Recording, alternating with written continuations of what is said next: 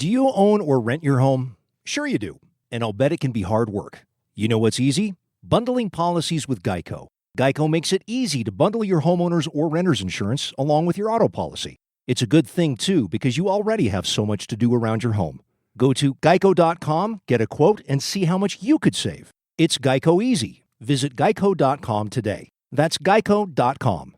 The Ticket. Michigan Insider Podcast is brought to you in part by defense attorney and WTKA legal insider Joe Simon. Find Joe at themichigandefenders.com. And we are back, folks, here on the Michigan Insider, Sports Talk 1050, WTKA, online at WTKA.com. Sam Webb, Mr. Ira Weintraub on the other side. And, folks, before we get to the countdown, you know, if I were Ira Weintraub, I know where I would have been over the weekend, over Father's Day weekend. I imagine a lot of fathers were out at the Polo Fields Golf and Country Club, enjoying a few holes with their kids. What about you, Mr. Weintraub? That's exactly what we did, Sam. So it was really fun. On Saturday, Stevie D was in town through Saturday evening, so we went out to play 9 holes, and maybe we would have tried to play 18, but you saw the weather Saturday morning in town. It was raining, so the golf course everything got kind of backed up. But we finished brunch on Saturday, and I looked at Steve. I'm like, it's kind of clearing. So I called Polo Fields. They're like, yeah, we can get you at 126, no problem. So we go out there. It was a little slow on Saturday because there was, you mentioned, it was the weather had turned back, and there were fathers and sons. The group in front of us was actually a guy with his dad and his mom. They were in town. The parents were the ones that were in town from California or somewhere, regardless. But yes, fathers and sons on the golf course, father and daughter, me and Grace. We went out there and played. The course was in terrific shape. Even though it had rained, it drained really well. There were really only a couple of wet spots, and those were kind of around cart paths where, natural drainage kind of spots anyway. Course is in great shape. Grace hit the ball really well, which as she gets more practice time in their practice areas, she's going to keep hitting the ball better than Sam Webb. She's hitting a little bit to the right. We got to straighten that out, but she doesn't hit it as far to the right as Sam does. So no houses are in play. It was a lot of fun. And Steve even pointed something out to me that we haven't mentioned here as we were leaving, because we put the clubs in the car after we played, and he pointed across the street, and he goes, and membership comes with tennis courts too? And the answer is yes. We haven't really mentioned them, but right across the street from the club, so it's right there where from the main parking lot, there's tennis courts to go along with the 18 championship holes and to go along with the great pool and the practice area for golf and the dining and everything else. And you can still take advantage of that, Sam. 9 days left to take advantage of the sign-up special. Between now and the end of the month, you can get the tailor-made Sim 2 Max driver. I think I saw a few Sim 2 Max drivers in action yesterday. So you could look like those guys. Swing a club like the pros. The Taylor stand-up bag. All right, Sam, you could hit a club that the pros hit. You wouldn't swing like the pros, but you could hit a club the pros hit. The tailor-made stand-up golf bag is a terrific golf bag. And then, of course, the dining room credit as well. You can get all that if you sign up between now and the end of the month, June 30th, at Polo Fields. And, of course, Sam, the employment opportunities, looking for the sous chef, looking for other wait staff and other members of the kitchen staff. They just hired an assistant golf pro, so they're still hiring over there at Polo Fields as well. Polo Fields, ccmi.com for more information about membership and employment opportunities. Polo Fields, ccmi.com. And Sam, we're going to get you out there soon. I got to get you in the driving range. Yeah, you're so busy working. At some point, you just need to be like, and hit something and to make you feel better. I hear you, man. Look, they say the physical release is a stress reliever. Yeah, it's cathartic. Swinging the club is a stress reliever. So I hear you.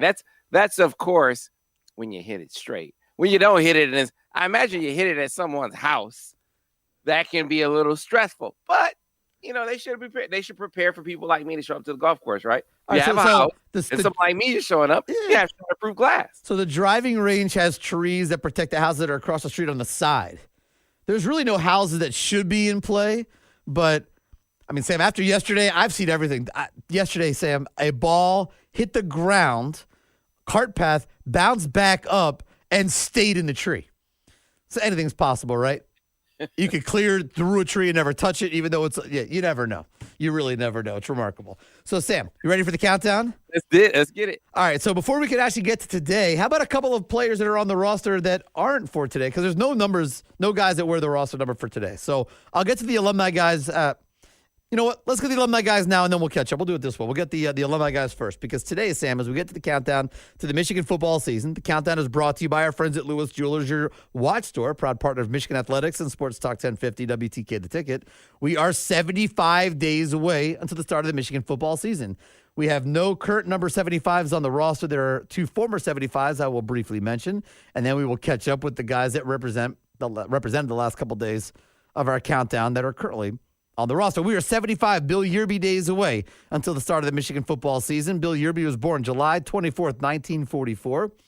He came to us out of Detroit, Michigan, Eastern High School, state champ in the shot put in 1962. Arrived on campus here in later on in 1962 in the fall, and then was a varsity Wolverine 63, 64, and 65. He was an All-American on the Big Ten championship team of 1964. He was also an All-American as well as team MVP in 1965. Bill Yearby was a defensive tackle, about 6'3", between 225 and 230 pounds. He was a first-round pick of the 1966 AFL draft by the New York Jets. On December 3rd, 1965, a Time magazine article about the NFL draft said the following about Yearby, quote, Bill Yearby, 21, Michigan, 6'3", 2 inches, 230 pounds. Yearby is a vicious tackler, always on target, always gets his man, and not 5 yards downfield like most college kids, end quote. He could have been a tight end in the NFL, they said, as well, with his great athleticism, according to reports. But he suffered a career-ending injury before his NFL career really ever got started, turning Yearby into one of those what could have been kind of guys, unfortunately. As we know, many players, that injuries take their toll. And that's what happened to Bill Yearby. He passed away December 20th, 2010. We are 75 Bill Yearby days away until the start of the Michigan football season. And the guy that I see, he pops up on Facebook all the time. He's a Facebook friend. He does TV out in California now, a former Michigan football player. Number 75, we are 75 William Bubba Paris days away until the start of the Michigan football season. From Louisville, Kentucky to Sales High School. Was here 1978 through 1980, offensive tackle. Remember when Bubba Paris was considered huge? I do. At 6'6", 270. I do. Yeah, 6'6", 270. He seemed like he was more than 270, though, in the NFL. He might have been, but at Michigan, he was listed at 6'6", 270. While at Michigan, he was named All Big Ten, All-American, and he was also second-team academic All-American as well. He then played with the San Francisco 49ers between 1983 and 1990, where he was a 3-time Super Bowl champion. He also briefly played with Indianapolis and Detroit in 1991 before retiring from the NFL. He became a motivational speaker after his playing days were concluded. He also does TV, as I mentioned. He's out on the West Coast. He does, I believe, pre- and post-game stuff for the 49ers. He does some other sports stuff on TV out there as well.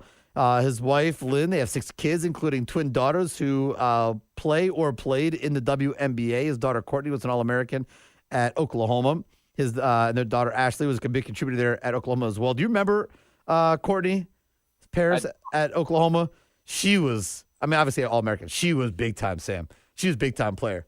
You would have liked watching her play. She was a really good player. So today we are 75 William Bubba Paris, 75 Bill Yearby days away until the start of the Michigan football season.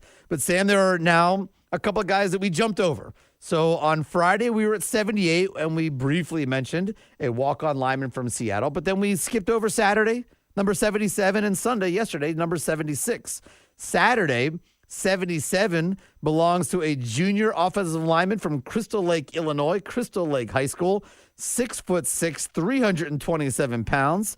That is number 77, Trevor Keegan. And then yesterday, number 76 belongs to a senior from Traverse City, Michigan, Traverse City West High School, 6'7", 302 pounds, number 76, Ryan Hayes. So here we are. We could talk about a couple of offensive linemen who are right around the same height as Bubba Paris, Sam. But Bubba was listed at 270, and these guys clear 3 bills. Keegan easily clears 3 bills. Yeah, I would say again that I think Bubba Paris easily cleared 3 bills too in the NFL. But Trevor Keegan was, first of all, that's the left side of your line. I'm quite confident it's going to be the left side of your line for the Michigan Wolverines this year. Trevor Keegan was a guy who, if you remember last year, us talking about some of the issues up front, frankly, I wondered out loud why we weren't seeing more Trevor Keegan. Not because it was, it was overwhelmingly clear from what I was hearing that Trevor Keegan was ready, right? I'm not in practice every day. Couldn't tell you that. My thought process at the time, though, was that Trevor Keegan couldn't perform worse.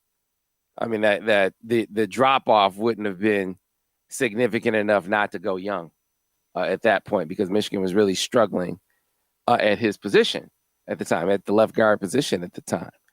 So eventually, though, he got his opportunity. And he got his opportunity in the Penn State game is when it stands out to me, where he got an extended opportunity. One of the early plays in the game, he springs a big run with an outstanding. He had a couple of really nice blocks early in that contest. And it made you wonder in a season where, for the most part, you kind of knew the direction it was going a few games in. Kind of made you wonder how much further along he would be if he had started playing earlier. But the point is, he got his feet wet, made a strong impression. He's a guy with, you mentioned the size, but pretty fleet of foot to be a big guy. Not Ryan Hayes fleet of foot, not Zach Zinner fleet of foot, but pretty good. And shows you some good flexibility. A guy who could play tackle, was recruited initially as a tackle if you wanted him to play there, but really love the tenacity that you see from him up front too. I think that was evident in the run game in that game. Now, it was by no means a flawless debut. He had some mishaps in there, as did the entire line. Who can forget the short yardage issues they had late in that game? So it wasn't like it was lights out all the way across the board. But you saw enough promise in that contest to make you remember that this was a standout player coming out of Illinois, one of the top players in the Midwest, one of the top linemen in the country coming out. And I expect for him to be your starting left guard this year. Ryan Hayes is a guy that everyone, even Jim Harbaugh, spoke specifically about Ryan Hayes being a guy he expects to break out this year. Hurt last year, man. I want to say it was a turf toe. I want to say that was one of his ailments, but it was a significant one. And if you've ever had turf toe, it's an absolute beast. And so it sidelined him for a moment and then hindered him the rest of the way. Just never could quite get 100% during the season. But remember, a tight end coming out of high school, coming out of Traverse City West, worked at tight end for a good year, a good season before he made the transition over to offensive line. And, I mentioned that a guy that's fleet of foot. He brings that nimbleness to the position, but needed to add some size and strength. And so it felt like he was where he wanted to be physically last year, or heading into last year. Remember, he was a guy that had seized the leadership role with Jalen Mayfield in the draft at the time, and not knowing if he was going to come back. So a lot of positive signs for Ryan Hayes, but injury was a setback for him last year. All signs point to him being 100%. They really strong strength and a really strong winter conditioning, they say. And Harbaugh, this the Ferris camp where he mentioned Ryan Hayes being a guy that he expects to break out this season. The expectations for last year pushed ahead some, but amplified because now he has a full season of the games that he wasn't out, that he didn't miss due to injury. He has some experience under his belt now and is able to go and apply it in addition to another year's strength and conditioning.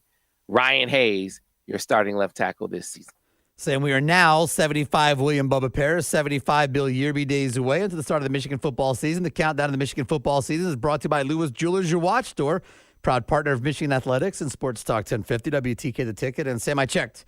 At my best check that I can find, the Bubba pairs did weigh listed at 300 even in his career.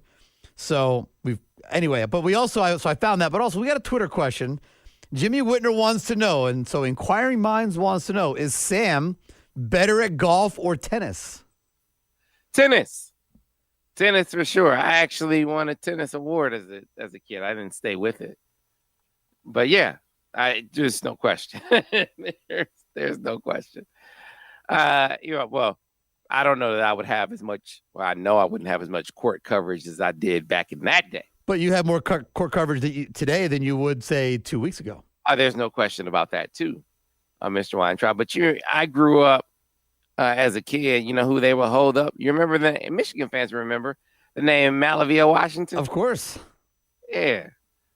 So that's a Flint guy, and so that was a guy that they held up a lot at summer camp, and as we would go out and play with the. There was a tennis portion of day camp, and so you heard that name a lot as a kid. So tennis for sure. Yeah, I played a little tennis, but when me and my friends decided that hitting home runs with the tennis balls over the fence was more fun than actually playing tennis. Well, they had baseball as a part of the day camp too, so we didn't have to turn. We had baseball separate too, and we got to baseball, but we didn't seem to enjoy it. They're like, hit it over. Yeah. Bam! And we're like, it's more fun to try to clear the fence. The fence was pretty far back. Way more fun to try to clear the fence, like hitting at Fenway Park, than it was trying to actually play tennis. Yeah, man, that was I hadn't thought about that in a long time. Now, which would I play now? Oh, golf. Yeah, golf. Sam, although you would have liked at the Concordia outing every year, they have their student athletes. We'll talk about at different holes. We'll have some athletes to talk about their sports, and some will have some demonstrations. They try to do a soccer kicking, juggling thing, and they're like, break the record, win a prize. And we're like, what's the record? They're like, 120. We're like, forget it. But they had like volleyball, hit, bump, spike kind of thing. And they covered, they had tennis out there. They had golf out there. They cover everybody. It was fun to see the representation. And I think you might be able to do what the tennis athletes did, because they brought out this little mini ping pong table. So it's like a mini, like a third of a ping pong table. That one you could play. Yeah. All right, man. Maybe you could play some doubles, triples if they had it, right? If they had it, but triples is good. I'll play in the back, and we'll get two people to play the front, and hopefully you guys clear everything because I don't need any action. Right, exactly. Anyway, we have some recruiting notes to get to. You mentioned the NBA playoffs, and hey, man, got to give credit where credit is due. Those Bucks got up off the mat with some injury. I mean, the injury bug bit the Nets and bit the Nets hard in that series. Now, KD. So did KD wearing? Yeah, maybe he's gonna regret wearing a shoe size one size too big, because he does purposely wear a shoe size one size too big. He may regret that now. Yeah, because they win. They win. You're right. You're absolutely right. We got to get to a break. Be back on the other side here on the Michigan Insider Sports Talk 1050 WTK, the Ticket.